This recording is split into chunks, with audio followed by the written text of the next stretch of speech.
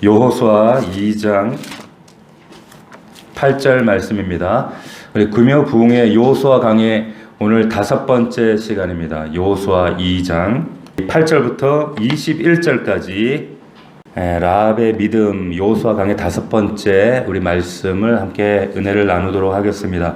우리 지난주 말씀을 잠시 생각해 보면 드디어 약속의 가나안 땅을 정복하기 위해서 이제 앞서 두려움에 떨고 있던 여호수아를 하나님이 아주 그 마음을 강하게 담대하게 약속의 말씀을 다시 한번 환기하시고 정말 너를 내가 지켜주겠다, 승리케 해주겠다 이렇게 보장하시는 말씀, 그 말씀을 받고 이제 여호수아가 힘을 내죠. 그리고 이제 말씀에 의거해서 이제 행동합니다.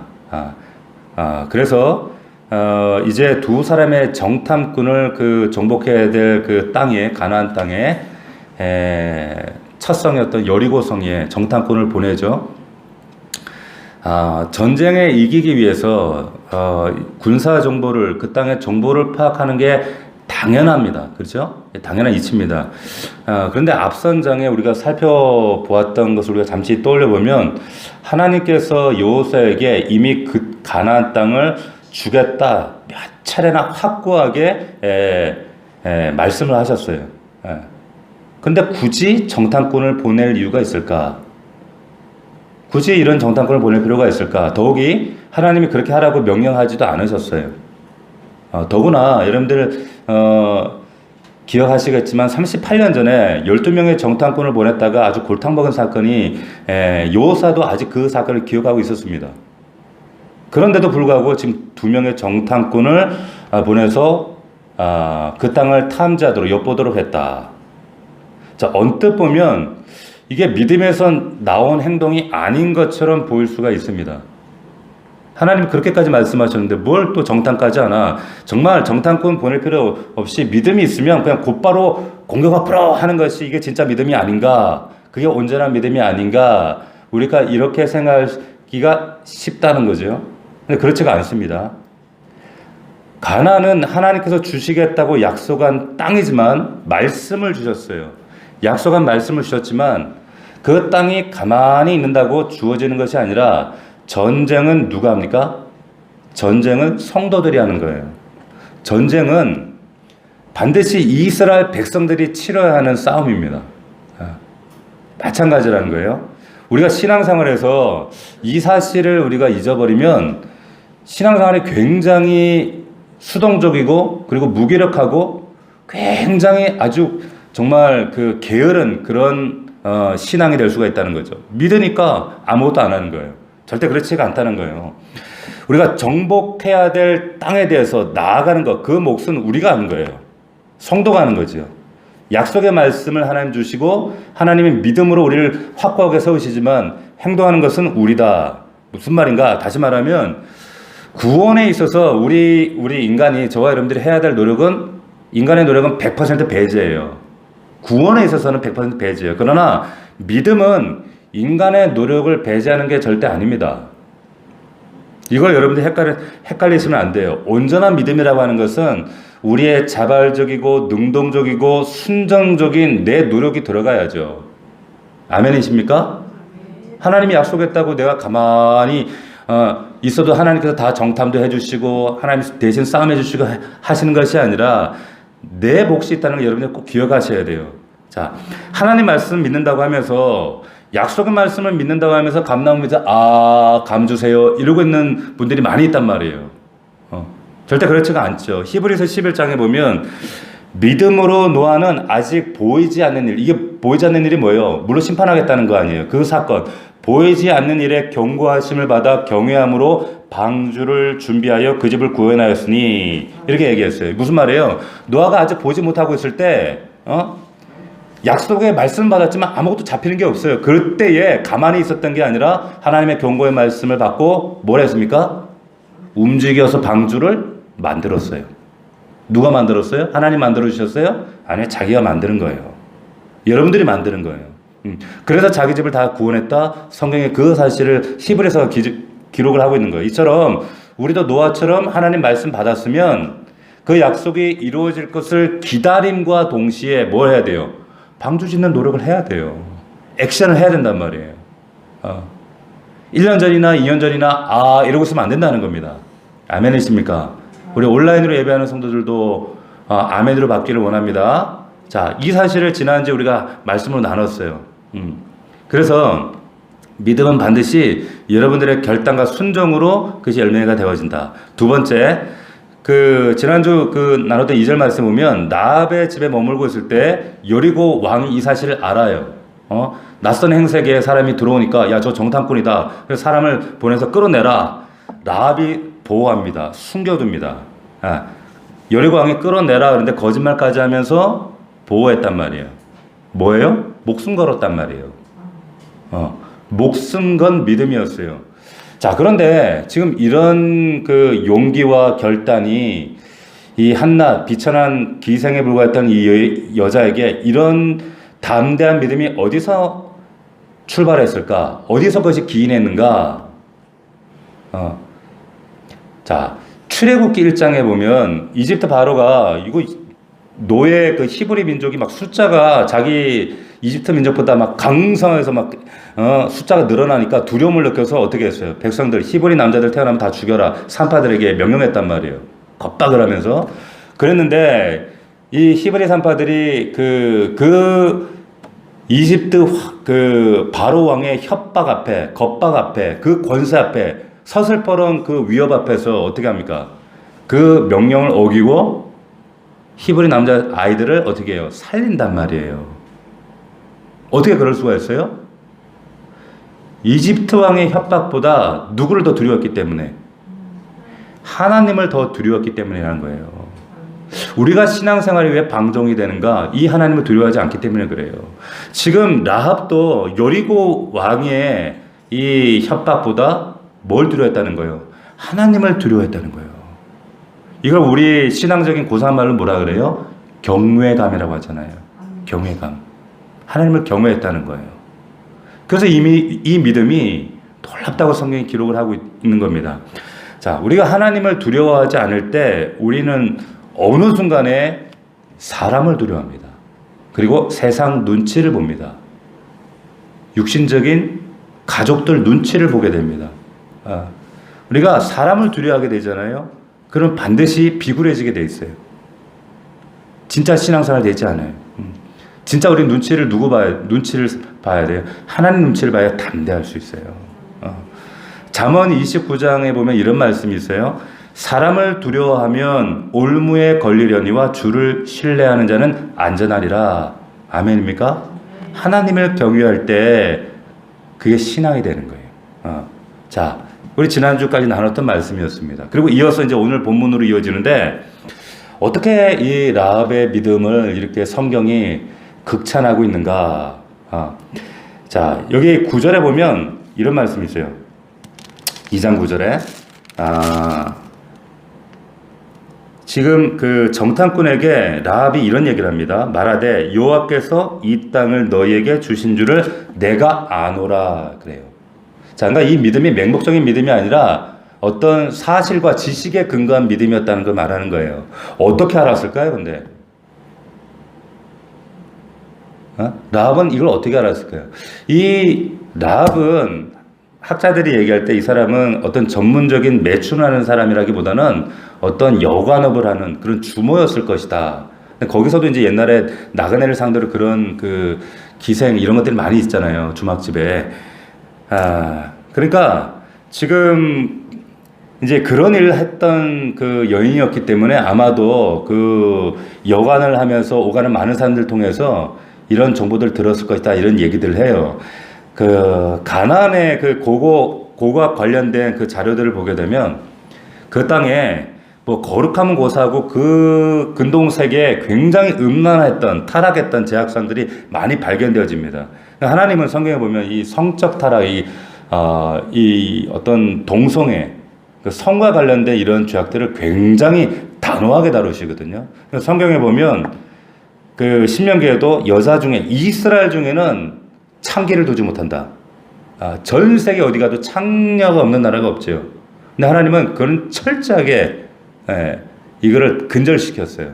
그리고 창기가 본 돈은 하나님 앞에 가져오지 못한다. 그러기까지 신명기에 못을 박아 놓습니다.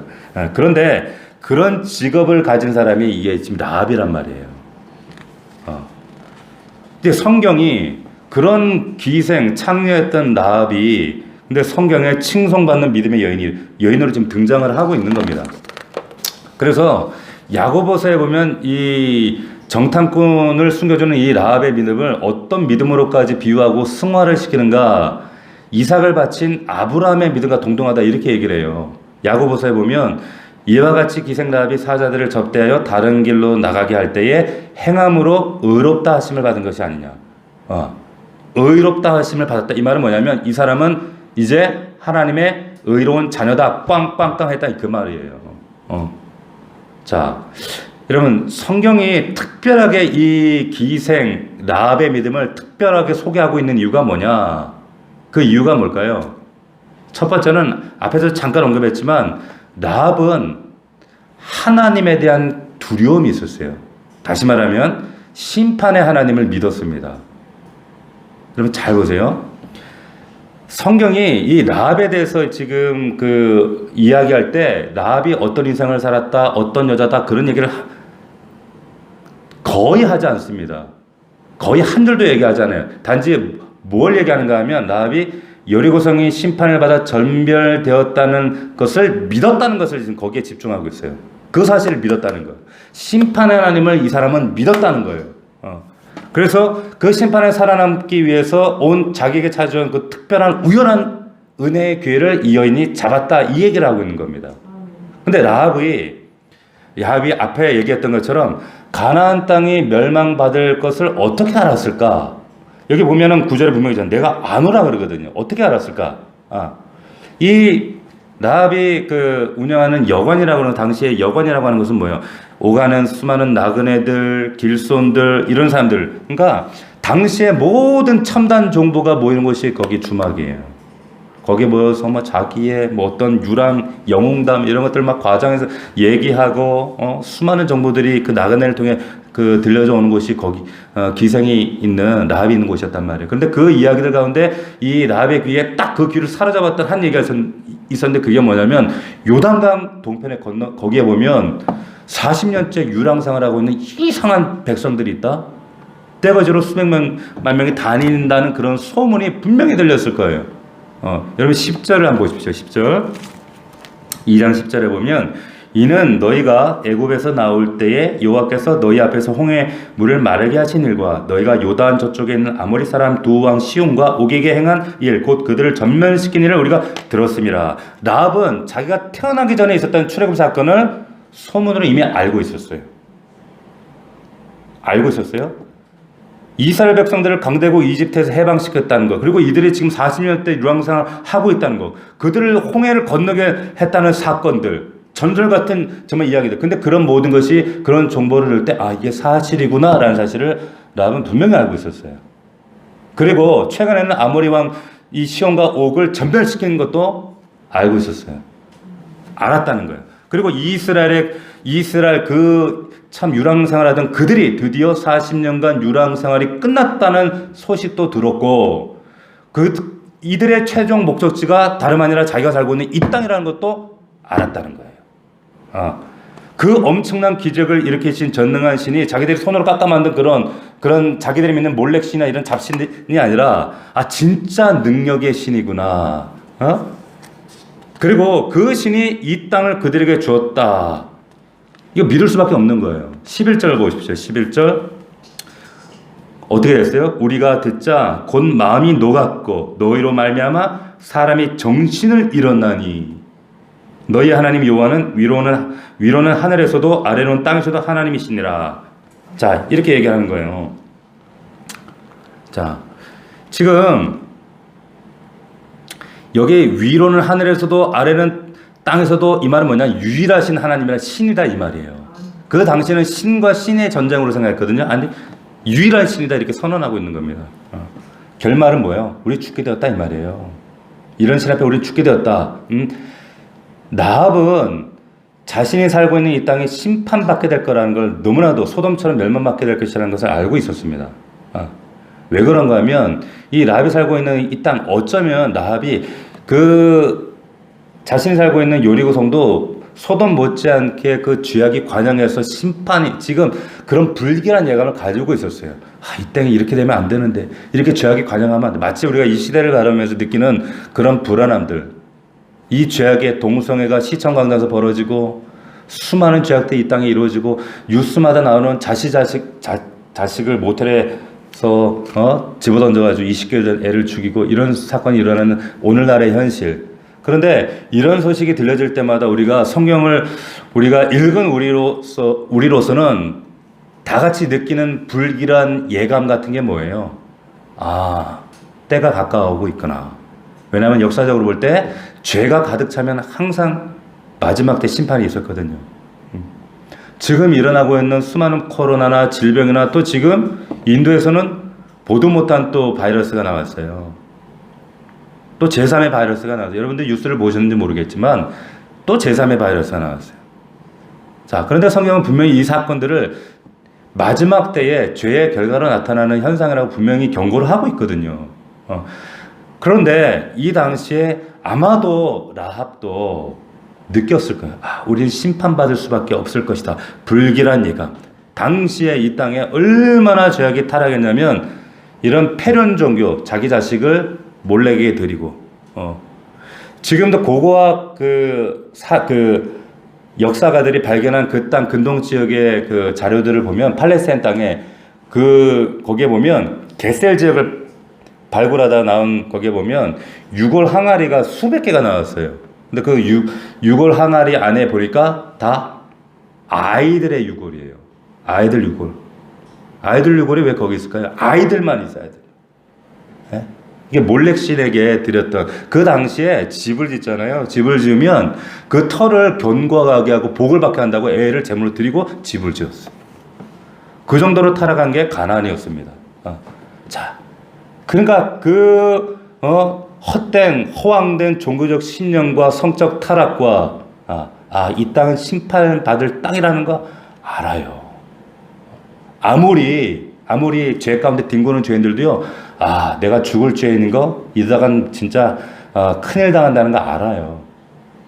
신명기 가나안 땅에 대한 심판의 말씀을 신명기 9장 5절에 이렇게 말씀하고 있습니다. 한번 들어보세요. 내가 가서 이스라엘 백성에게 하시는 말씀이에요.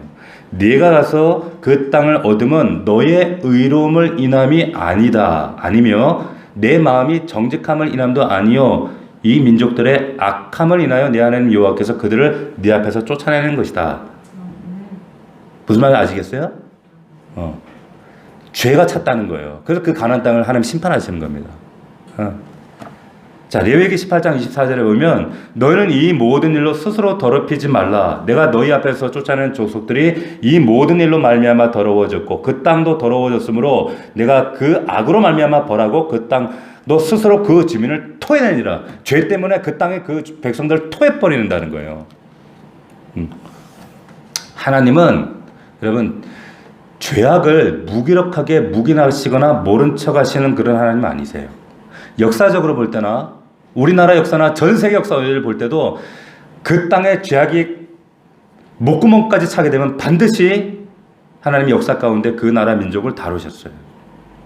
우리가 각성하고 하나님 앞에 정말로 하나님 앞에 회개하는 마음으로 기도해야 됩니다. 이 땅이 이래서는 안 된다는 거예요. 지금 이 이스라엘이 물려받게 될 이 가나안 땅은 축복의 땅으로 물려받는 것이 그 의미도 있지만 이거는 패악한 민족에 대한 심판의 의미예요. 라합은 이걸 알았어요. 심판의 하나님. 저 여호와 하나님 심판의 하나님이다. 우리가 머물고 있는 여리고 땅, 이 땅이 지금 심판의 직면에 있다. 그러니까 시시각각 이스라엘 민족이 다가오는 애간장이 녹는 거예요. 애간장이 녹아요. 구원받을 방법이 아무것도 없어요. 지금 없는 거예요. 근데 그 마음 가운데 오죽하면 9절에 보니까 우리가 심히 두려워하고 이 땅 주민들이 너희 앞에서 간이 녹아내렸다는 거예요. 자, 그런데 보세요. 여리고의 모든 사람이 이 소식을 알았어요. 들었어요. 그런데 그 소문을 듣고 알았지만 그 죄에 대한 하나님의 심판하시는 하나님을 믿었어요? 안 믿었어요? 안 믿었어요. 라합만 믿었다는 거야. 라합만. 알고 있는데 믿는 건 라합만 믿어요. 신약 성경이 이 사건을 결론을 이렇게 내립니다. 히브리서 11장 31절에 보면 믿음으로 기생 랍은 정탐꾼을 평안히 영접하였으므로 순종치 아니한 자와 함께 멸망하지 아니하였도다 이렇게 얘기를 해요. 랍은 믿었고 다른 사람들은 순종치 않았다는 거예요. 하나님께서 랍에게만 기회를 준 게 아니라 모든 사람에 다 기회를 주셨어요. 그런데 그 소문을 들은 다른 가나안 사람들은 회개할 것을 하나님 기다렸지만 그들은 회개하지 않고 멸망당하고 순종치 않으므로 라합만, 그 큰 성 가운데 라합만. 여러분 여호수아가 나중에 이 성을 여리고성을 정복하잖아요. 정복한 이후에 하나님께서 그 땅을 바라고 얼마나 그 죄악한 그 땅에서 원통하셨냐면 그 땅에 여호수아 6장에 가면 이런 말씀으로 선언을 합니다. 이 성을 다시 세우는 사람, 이 성의 기초를 놓는 사람은 맏아들 죽는다. 이 성에 문을 세우는 사람은 막내 아들이 죽는다. 이 저주도 이런 저주가 없잖아요. 이렇게까지 단언하셨는데 이것도 하지 말라는 짓을 하는 인간이 있었어요. 그게 누구냐면 열왕기상에 보면 베델 사람 히엘이라는 사람이 있는데 이 사람이 여리고성을 재건하려고 해요. 근데 실제로 그 여리고성을 여러분들이 6장을 보시면 아시겠지만 이 사람이 여리고성 건축하다가 맏아들이 죽어요. 막내 아들이 죽어요. 하나님 말씀은 한치 오차가 없습니다. 거짓이 없습니다. 자, 성경은 심판이 있음을 말씀하고 있어요. 라합은 그 심판 하나님을 믿었다는 거예요. 그래 신앙생활이 방종하지 않습니다. 고린도서 5장 10절 말씀입니다. 우리가 다 반드시 그리스도의 심판대 앞에 드러나 각각 선악간에 그 몸으로 행한 것을 따라 받으려 하는다. 자, 우리가 받는 심판은 세상 사람들이 받는 심판하고는 달라요. 지옥이냐 뭐 이런 천국이냐 이런 심판은 아니에요. 그러나 심판 받아요. 뭘로? 네가 어떻게 살았는가에 대한 심판은 분명히 사도 바울이 받는다고 말씀하고 있어요. 자, 전도서에도 이런 말씀이 있죠. 하나님은 모든 행위와 모든 은밀한 일을 선악간에 심판하시니라 말씀하시죠. 반드시 심판하십니다. 여러분, 라합은 이 하나님 심판하신다는 이 사실을 믿었기 때문에 결단할 수 있었던 거예요. 멸망당하지 않을 수 있어요. 그 신앙생활을 방종하지 않고 따라갔다는 거예요. 우리 사랑하는 넘치는 교회, 우리 사랑하는 성도들, 하나님 심판을 등한히 여기지 맙시다. 아멘. 심판을 등한히 여기지 맙시다. 아멘.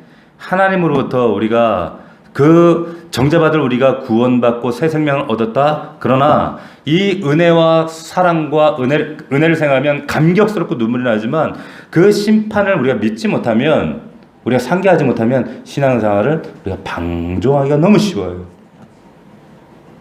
라합의 믿음처럼 이 하나님을 두려워할 수 있는 저와 여러분들이 되기를 주의 이름으로 축원합니다. 두 번째 우리가 나눌 게 구원에 대한 거예요. 이 라합을 어떻게 구원하시는가? 하나님이 이 라합에게 이 구원을 손길을 뻗지 않으시면 이 사람이 구원을 받을 수 있겠어요? 자, 여리고에 여관이 이 집 하나뿐이었겠어요? 1절에 정탐꾼을 보내서 엿보라고 보냈는데 그들이 가서 라합이라는 기생의 집에 가서 유숙했다 이렇게 나와요. 자, 그런데 원문에 보면 그들이 망설임도 없이 곧바로 그 집으로 딱 갔다는 거예요. 망설임도 없이. 거기로 인도하신 분이 누굴까요? 우연일까요? 우연이 아니라는 거예요. 구원은 여러분 철저히 하나님께 계획하시는 거예요. 그 심판의 하나님을 알고 그 심판의 하나님을 믿음으로 경외했던 이 여인의 집에 하나님께서 인도하신 거예요. 정탐꾼이 우연히 가다 보니까 그 집이 아니었어요. 이 비천한 여인의 마음속에 있는 그 믿음을 하나님 간과하지 않으시고 낯선 이 정탐꾼들이 하필 들어간 집이 그 기생집으로.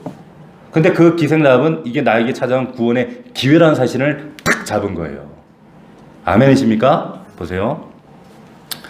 이 스파이가 왔다는 소식을 여리고 왕이 이제 보내잖아. 야, 그 사람들 내놔라. 숨깁니다. 목숨을 그 숨겨요.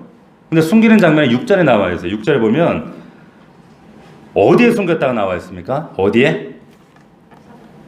3대. 3대가 뭐예요? 옷잔을 3대. 이거 물에 불려갖고 이걸 옥상에 널어놨다는 거예요. 근데 거기다 숨겼어요. 근데 뭔가 이거 장난 같잖아요. 장난하는 것도 아니고, 애들 장난도 아니고, 이거 뭐 숨바꼭질이야, 이게? 예? 근데 그것도 못 찾아? 이건 100%다 죽은 거예요, 이거는. 그런데 못 찾아요. 이거 누가 하시는 거예요? 하나님이 요리고 그 군사들 눈을 가려버린 거예요. 자, 제가 왜 이런 말씀 드리는가? 하나님이 라합을 구원하시기 위해서 이 구원의 역사를 행하시기 위해서 하나님은 부지런히 열심히 뭐하고 계시는 거예요? 일하고 계시다는 거예요. 일하고 계시다는 거예요. 모든 성경 말씀이 다 그래요. 지금 여기 말씀은 사실은 기생 라합이 주인공이 아니에요. 이 구원을 위한 하나님이 구원을 완성하기 위한 하나님의 열심, 하나님이 주인공입니다. 거기 하나님을 보지 못하시면 안 되는 거예요. 그 라합을 살리기 위해서 정탐꾼의 사명을 완수하기 위해서 이 구원을 완전히 이루시기 위해서 보이지 않는 하나님의 손길이 이렇게 일하시고 계시는 거예요. 마찬가지 여러분들을 구원하시기 위해서 여러분들의 가정을 온전히 구원하시기 위해서 하나님은 이런 방식으로 일하세요. 우연이라고 해 천만의 말씀이에요. 천만의 말씀. 우리가 교회니 우연히 지나가다 교회 발대져 나서 우리가 교회 다니게 됐어요? 우연히 지금 이 자리에 앉아 있습니까? 우연히 어쩌다 보니까 우리가 집사, 권사, 목사 됐어요? 아니에요. 우연히 아니에요. 하나님의 기가 막힌 은혜의 열심과 그 하나님의 정말 그 은혜의 손길이 우리를 인도하고 계셨던 거예요. 할렐루야. 하나님의 보이지 않는 손길, 지금도 쉬지 않고 여러분들과 여러분들의 삶과 가정 속에 일하고 계심을 믿을 수 있기를 주의 이름으로 축원합니다. 아멘. 여러분, 제가 그 김승옥 씨라고 하는 작가가 있어요. 김승옥 씨. 이분이 누구냐면 그 무진기행이라고 하는 이 소설을 쓴 분인데, 이분이 그러니까 이제 이렇게 소설가나 이 문학도가 되려고 사람은 이 사람의 이 무진기양이라고 하는 이 단편 소설이 하나의 경전 같은 그런 책입니다. 예. 그 엄마를 부탁해 그 책을 쓴 그 분이 이 사람의 필체를 담고 싶어 이 사람의 책을 그대로 옮겨 썼단 말 이런 얘기를 했을 정도로 이 문학도들에게는 이 사람 승옥이라는 남자예요. 여자가 아닙니다. 김승옥이라는 이분이 아주 그런 전설 같은 인물인데, 이분이 절필을 했어요. 군부 시절에. 왜 그런가 하면 이 동아일보에 이 사람 소설을 올렸는데 소설을 막 삭제하고 그러니까 애의 기분 나쁘다고 그냥 절필해버린 거예요. 그리고 안 쓰고 그때부터 막 세상을 비난하고 욕하고 그러면서 알코올 중독자로 막 이렇게 살아갔던 그런 천재 문학가인데, 이 사람이 선배의 이제 권유로 억지로 이제 교회에 끌려 나가게 되신 거예요. 근데 교회에 나가서 예배를 드리는데 영접할 사람 일어나라 그러는데 막 분위기에 막 이끌려가지고 난 절대 안 일어나리라 하고 근데 안에서는 이미 하나님 일하고 있어 막 감동이 되고 눈물이 흐르고 근데 자기는 이거 최면이다, 이거 집단 체면이다 그러고 안 일어났대. 안 일어나다가 나중에 뛰쳐나가서 예수님 사랑합니다 자기 속에서 그러더라고. 자기 입으로 그 고백이 터져 나오더라는 거예요. 그래서 이분이 그날 밤에 자는데 누가 밤에 와서 자기 명치를 이렇게 만지더래요. 그래서 놀래가지고 일어났는데 낯선 남자가 자기 배를 이렇게 만지더래요. 누구예요? 하나님이에요, 하나님. 주님이 이렇게 만지더라는 거예요. 근데 그 다음날 이제 똑같이 알코올 중독자로 사니까 이제 늘 이제 소주를 이제 입에 달고 사는데 술을 마시려고 하는데 이게 속에서 쓴 역한 그게 올라와가지고 술을 마실 수가 없더라는 거예요.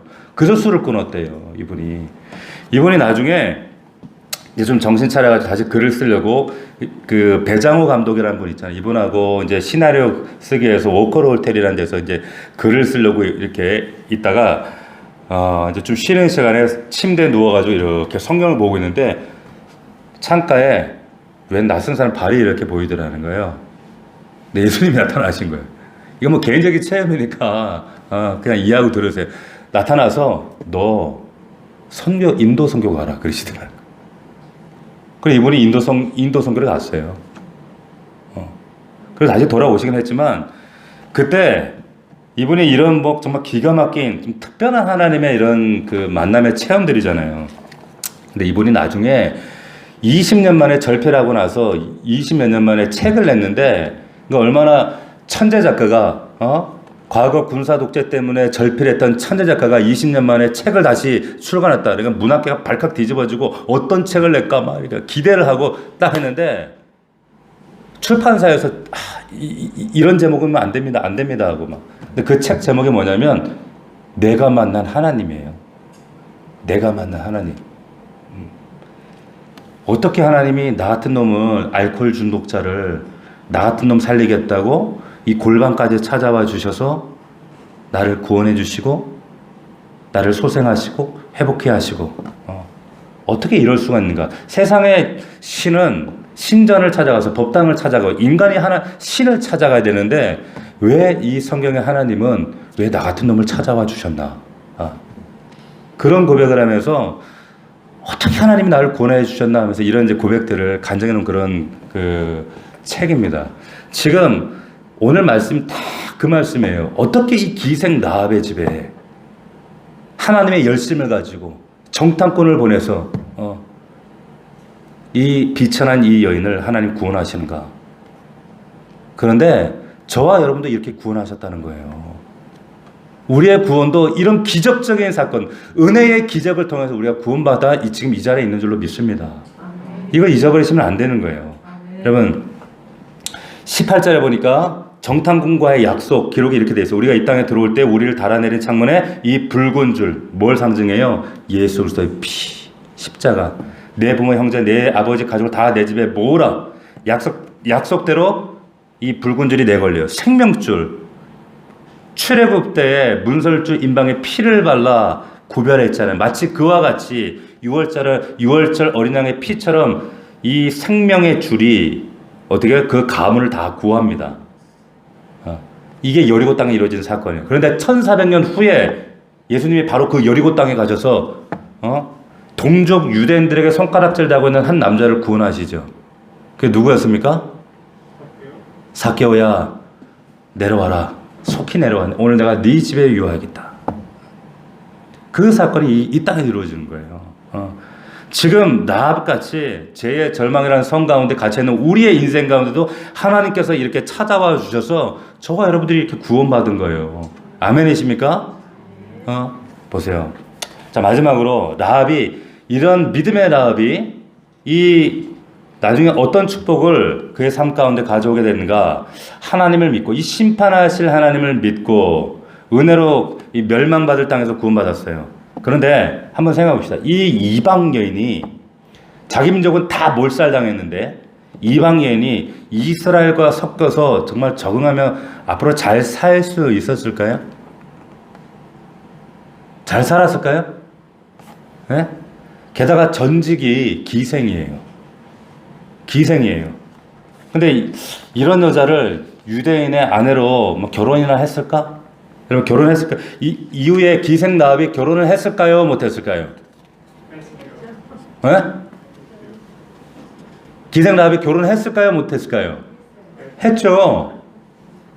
살몬이라는 청년과 결혼을 하잖아요. 살몬. 이 살몬 어디에 나와요? 살몬이? 마태복음 1장에 나온단 말이에요. 마태복음 1장에 살몬은 라합에게서 누구를 낳았다 그랬어요? 보아스를 낳고, 보아스는 룻에게서 오벳을 낳고, 오벳은 이사를 낳고, 이사는 누굴 낳아요? 다윗을 낳는 거예요. 예수 그리스도의 계보가 나오는 거예요. 자, 그래서 연애 이야기를 좋아하는 사람들이 어떤 얘기를 하냐면 이 살몬이라고 하는 청년, 이 라합과 결혼한 이 살몬이라는 청년이 누구냐?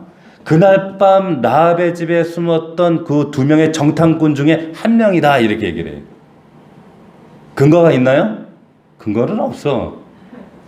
근데 굉장히 로맨틱하잖아요. 이러면 아마 그 2명 중에 한 명일 거다.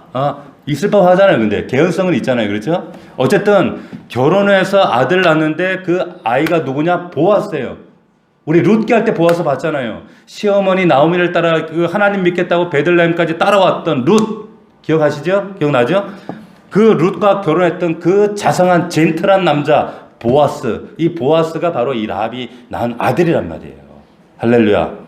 그리고 그 가게에서 다윗이 나오고 그 가게 그 족보를 통해서 우리 주 예수 그리스도가 나시는 거예요. 할렐루야. 세상 이방 종교는 이런 수치스러운 얘기 안 적어요. 어떻게 신이 이 기생족보에. 성경이 이렇게 솔직해요. 이렇게 해피엔딩으로 끝납니다. 보세요. 하나님은 이 라합을 부르시고 구원하시고 그리고 그 인생을 아름답게 완성하신 것처럼 우리 하나님은 여러분들을 죄 가운데 구원하시고 부르시고 그리고 여러분들을 하나님의 거룩한 신부가 되게 하시고 그리고 여러분들 인생을 끝까지 완성하셔서 반드시 아름답게 해피엔딩으로 이루시는 우리 하나님이신 줄로 믿습니다. 이게 하나님 우리를 향한 그림이라니까요. 여러분 말씀을 정리하겠습니다. 여러분 하나님 관점에서 볼 때 이 땅에는 두 나라만 있습니다. 뭐냐? 지금 하나님의 통치가 이루어지는 하나님 백성들의 나라 그리고 세상의 가치관, 세상의 우상들이 지배하는 공중권세자가 붙잡고 있는 이 세상의 통치. 그런데 하나님은 반드시 사탄과 이 땅의 모든 악들을 반드시 심판하십니다. 믿습니까? 여러분 심판하시는 하나님을 두려워하셔야 돼요. 하나님은 심판하시는 하나님이세요. 이 사실을 잊어버리면 안 돼요. 은혜 하나님만 기억하시면 안 돼요. 그 하나님 반드시 심판하신다는 것. 자, 하나님께서 그 비천한 라합에게 그 정탐꾼을 인도하시고 정탐꾼을 하나님이 그 숨기시고 그 가정 그 라합의 가문을 구원하시는 그 모든 일 눈에 안 띄게 뒤에 역사하시는 그 하나님의 열심이 있었다는 것. 이 모든 구원의 배경 그 뒤에는 부지런히 역사로 일하시는 우리 하나님이 계시다는 것. 이 두 가지를 잊어버리면 안 돼요. 심판의 하나님, 구원의 하나님. 이게 우리 하나님이세요. 그 하나님은 오늘날도 그 보이지 않는 라합에게 역사하셨던 보이지 않는 그 손길이 오늘도 여러분들의 삶과 가정과 여러분들의 앞날에 변함없이 일하고 계시는 우리 하나님이십니다. 그 하나님을 믿고 우리 담대하게 믿음으로 어렵고 힘들어도 우리가 믿음으로 승리할 수 있는 저와 여러분들이 되기를 주의 이름으로 축원합니다. 축원합니다. 자, 이 시간 기도합시다. 이 말씀 붙잡고 우리가 다시 한번 하나님을 경외했으면 좋겠어요. 우리 아버지 뭐 좋은 게 좋은 거지 이러시면 안 돼요. 육신의 아버지보다 더 좋은 하나님이시지만 그러나 그 하나님은 정말 경외해야 될 두려운 하나님이십니다. 그리고 그 하나님의 열심은 라합의 가정을 구원하시기 위해서 보이지 않는 손길이 일하셨던 것처럼 오늘도 여러분들 삶 가운데 구원의 손길로 일하시는 하나님의 열심은 오늘도 변함이 없습니다. 그 하나님을 우리가 신뢰합시다. 이 밤에 우리가 나라와 민족과 이 어려운 이 땅의 현실을 놓고 올려드리며 기도합시다. 우리 교회를 위해서 기도합시다. 우리 교회 지금 기도의 제목들을 놓고 또 우리 가정의 기도의 제목들을 놓고 우리 간절한 마음으로 말씀 붙잡고 우리 주여 세 번 부르고 간절하게 통성으로 기도하겠습니다.